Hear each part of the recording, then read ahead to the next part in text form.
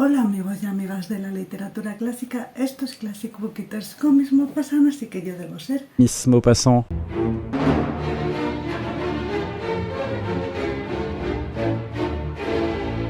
En el capítulo anterior os pregunté si os apetecía escuchar el que yo he considerado el mejor cuento de esta colección descatalogada de Nadezhd Teffi.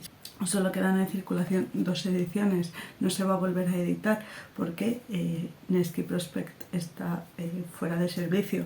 Entonces yo me voy a imaginar que habéis respondido que sí, porque me toca responder por vosotros, ya que quedan unas horas para que el vídeo en el que os lo pregunto esté en el aire. Todavía está programado en YouTube. Quedan unas horas para que se estrene, entonces pues tengo que imaginarme las cosas. Y como me está dando perecita ponerme a escribir las reseñas, pero al final va a salir un wrap-up, con tanto libro que me he leído, pues es lo que hay. Que me está dando pereza ponerme a hacer reseñas, entonces vengo aquí, os leo un relatito, os va a gustar, os va a parecer muy curioso y muy divertido, igual que me parece a mí. Y hacemos el trabajo de divulgación de una autora fantástica como es Nadezhd Teffi, a ver si se anima la gente tanto a descubrirla como a traducirla, porque conservar el patrimonio femenino merece mucho la pena. Esta es una autora de finales del siglo XIX, principios del siglo XX rusa. Tampoco quiero comentar demasiado de la autora porque si no el día que os hable del libro no me va a quedar nada que contar, pero nos recuerda mucho los primeros cuentos de Chekhov, donde lo primordial es el humor.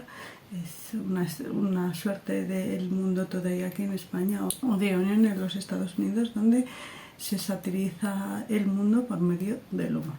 ¿Vale? Nos recuerda mucho a eso con cierta profundidad. Se le agradece mucho. El cuento que vamos a visitar hoy es La carrera de Scipio Africanus, el primero y el último. ¿Vale? No tengo planeado leeros más cuentos de esta señora, pero que sin más dilación nos adentramos. El escritor teatral se encontraba enfermo. Escribió al editor que no podía ir al teatro esa tarde. Pidió un adelanto para poder pagar el médico, pero no envió su entrada de vuelta. Pero una crítica de la obra debía publicarse. Enviaron a una persona en busca del crítico, pero regresó sin haber encontrado nada. Aunque esperó durante 2 días en casa del enfermo, este no regresó de sus correrías. El editor se encontraba nervioso. ¿Qué podía hacerse? Todas las otras entradas habían sido vendidas. «Yo escribiré su obra», dijo una voz queda y apenada. El editor se giró y vio que la voz pertenecía a un pequeño y triste cronista, con cejas inquisitivas. «¿Tienes una entrada?» «No, no tengo una entrada, pero lo haré de todos modos». «Pero, ¿cómo vas a ir al teatro sin tu entrada?» «No voy a ir al teatro», contestó el cronista en el mismo tono monocorde, «pero escribiré sobre la obra». El editor reflexionó sobre lo que acababa de escuchar, debatió consigo mismo y se mostró de acuerdo en que el cronista hiciera su trabajo. La crítica estuvo lista en 1 hora. El Teatro Alexandri ha puesto en escena una nueva y desafortunada obra, La desgracia de ser inteligente, escrita por un tal Griboyedov. ¿Por qué personas tan conocidas se empeñan en esconderse tras un seudónimo? «Escribe muy bien», dijo el editor, y continuó leyendo. La obra es en verso, algo que le gusta mucho al público, y aunque su moral resulte muy evidente, está representada de una forma muy agradable. Aunque muchas personas inteligentes se habrán aburrido hace tiempo de frases como «Oh, cierra tus piernas blancas», que es el tipo de cosas que suelen escribir nuestros poetas decadentes, no le haría daño a nadie que algunos actores y actrices se supieran mejor sus líneas. «Supongo que tiene razón», pensó el editor. «Es cierto que no le hace daño a un actor saberse mejor el papel. ¡Qué pluma tan precisa!». Entre todos los actores nos gustaría destacar a la señora Sabine, que actuó con ternura y compasión. Todos los demás estuvieron correctos. Tras la tercera ovación, el autor salió al escenario. Sic transit. Scipio Africanus. «¿Quién es ese?», preguntó el editor refiriéndose a la firma. «Es mi seudónimo», respondió el taciturno cronista, bajando los ojos con modestia. «Tu pluma es atrevida», dijo el editor con aire pensativo. Los tiempos se volvieron más difíciles. No había nada que poner en los periódicos. Llamaron a un especialista que se sentó en la oficina y leyó todos los artículos y consideró la situación legal que podía acarrear cada uno de ellos. 5 años de trabajos forzados, pérdida de todos los derechos, exilio del campo, multa, confiscación, prohibición de vender alguna copia, prisión. Estas palabras escapaban desde la oficina del editor, que era donde el especialista estaba sentado, y llenaban de terror toda la redacción. Artículos sin terminar se tiraban a la papelera y los terminados se ofrecían con las manos temblorosas. Entonces Escipio Africanus se dirigió hacia el aterrado editor y le dijo con tristeza: «No tienes ningún material, así que te traeré unas jirafas». «¿Cómo?», preguntó el editor, empalideciendo. «Te traeré jirafas desde África, San Petersburgo. Eso dará muchos artículos». El editor accedió con gesto distraído.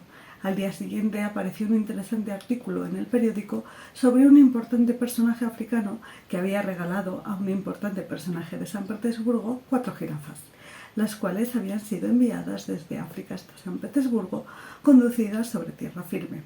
Donde resultaba imposible que marcharan sobre tierra firme, las jirafas tendrían que nadar. Las jirafas se pusieron en marcha al día siguiente. Fue un viaje complicado. Por el camino enfermaron, y Escipio escribió un poderoso ensayo sobre la necesidad de que los animales fueran cuidados por sus amos, e hizo un llamamiento a la sociedad para que los protegieran. A continuación, él mismo escribió una carta diciendo que era una vergüenza pensar en los animales cuando había personas muriéndose de hambre. Entonces se contestó a sí mismo con severidad, y al final se enfadó tanto con el autor de la primera carta que el editor tuvo que intervenir, ya que temía que acabase formándose un escándalo o incluso que se produjese un duelo entre Escipio y él mismo. Consiguió calmar las cosas más o menos. Escipio se mostró de acuerdo en arreglar el asunto en los tribunales. Mientras tanto, las jirafas continuaban su camino, más o menos a la altura de Calcuta, ciudad en la que realizaron una parada durante su viaje. Como era de esperar, dieron a luz a algunos bebés jirafas y, por supuesto, tuvieron que descansar durante algún tiempo. Pero la naturaleza que rodeaba a estos viajeros salvajes era tan maravillosa que el periódico decidió ilustrar los artículos con unas cuantas fotografías de los jardines botánicos. Uno de los corresponsales del periódico escribió una carta expresando una gran sorpresa sobre el hecho de que la salvaje jungla de Calcuta creciera dentro de maceteros, pero la redacción decidió no publicarla. Las jirafas iban ya por el Cáucaso, cuyos habitantes les preparaban un pintoresco festín, cuando el editor inesperadamente llamó a Escipio a su oficina. «Ya basta de jirafas», dijo. «Han restaurado la libertad de prensa. Podemos hablar de política otra vez. No necesitamos jirafas». «Dios mío, ¿y qué hago ahora con ellas?», contestó Escipio, algo triste, igual que un niño que se entristece al final de los 5 lobitos, porque no le quedan más dedos. Pero el editor se aferró a su decisión implacable. «Déjalas morir», dijo. «No me importan un rábano».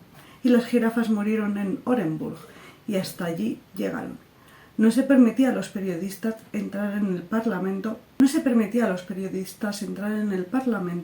y el periódico en el que trabajaba Escipio no tenía ningún couleur, que son columnas periodísticas de rumores políticos, y por esta razón todos estaban de mal humor.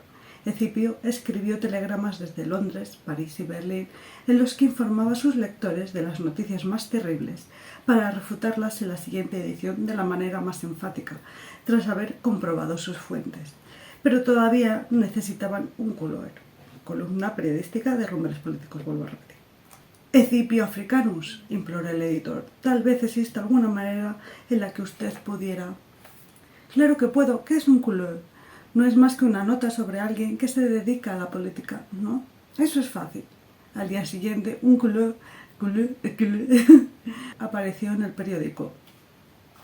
En un hermoso vestíbulo de los tiempos de Catalina la Grande, que fue atravesado por su resplandeciente persona, se congregan los representantes de la nación. Aquí viene P.N. Miliukov. «Buenos días, Pavel Nikolaevich». «Buenos días», contesta cortésmente el líder del Partido de la Libertad Nacional y le estrecha la mano derecha con su propia mano derecha. Y aquí viene F.I. Rodichev. Su figura alta se divisa desde muy lejos. Charla animadamente con sus colegas y las siguientes palabras llegan hasta nosotros. «¿Así que todavía no has desayunado?» «No, Fyodor Izmailovich». Apenas he podido apuntar esto en mi cuaderno cuando me encuentro con los representantes del grupo judío. Me contaba usted que todavía se oponen a los pogromos. Por supuesto, el grupo contesta con una sonrisa y se alejan.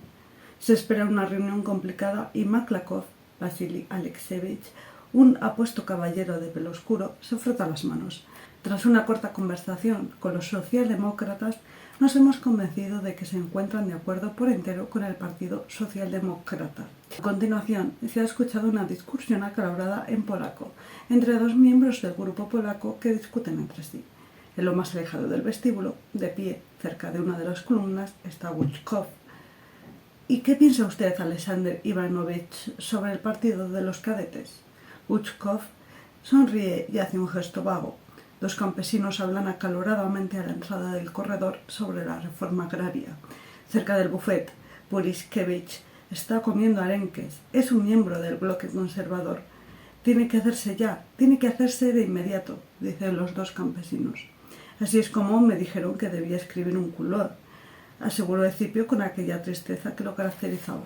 El editor suspiró, rompió un trozo de papel en silencio y escribió sin decir palabras a la oficina de pagos. Den a Escipio Africanos, Sabelia Apelsin, un adelanto de 400 rublos y gastos del 30%. Volvió a suspirar y le extendió el papel a Escipio. Espero que os haya gustado, tanto como a mí, este cuento de Nadeja Tefi, que os haya sacado unas sonrisillas y nos vemos en la próxima. Saludos.